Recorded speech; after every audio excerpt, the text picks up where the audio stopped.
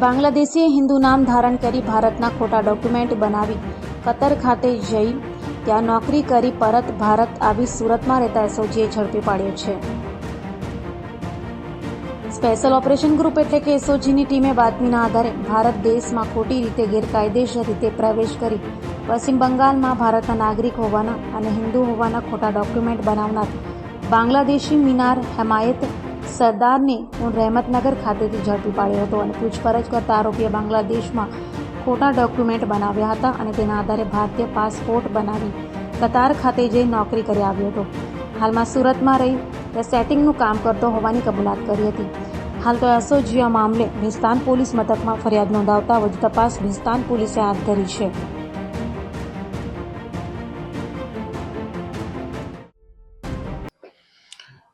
એસઓજીને એક ચોક્કસ બાતમી હતી કે ભાઈ ઊન વિસ્તારની અંદર એક મિનાર હેમાયતે સરદાર કરીને એક બાંગ્લાદેશી રહે છે, તો એના રેકી કરીને ત્યારબાદ એને ધરપકડ કરી. ઊનના ચંડાર ચોકડી પાસેથી એની ધરપકડ થઈ અને એના તમામ ડોક્યુમેન્ટ્સને એના ઘરે સર્ચ કરતા એની પાસેથી બાંગ્લાદેશના અને ભારતના બંનેના ડોક્યુમેન્ટ્સ મળતા એના ઉપર બોગસ ડોક્યુમેન્ટને લગતો, પાસપોર્ટ એક્ટને લગતો અને ફોરેનર્સ એક્ટને લગતો એક ગુનો દાખલ કરીને એની ધરપકડ કરવામાં આવી છે.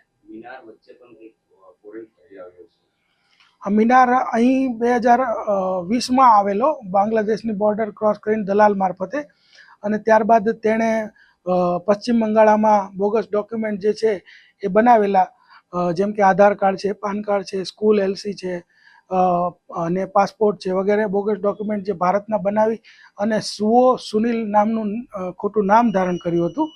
અને તે અહીંયા આવીને 2020થી રહેતો હતો. 2021થી 23 દરમિયાન તે કતારના દોહા મજૂરી કામ અર્થે ગયેલ અને ત્યારબાદ તે અહીંયા નાની મોટી મજૂરી કામ તથા દેહ વિક્રય જે કરતી હોય છોકરીઓ એના દલાલ તરીકેનું નાનું મોટું કામ કરતો હતો.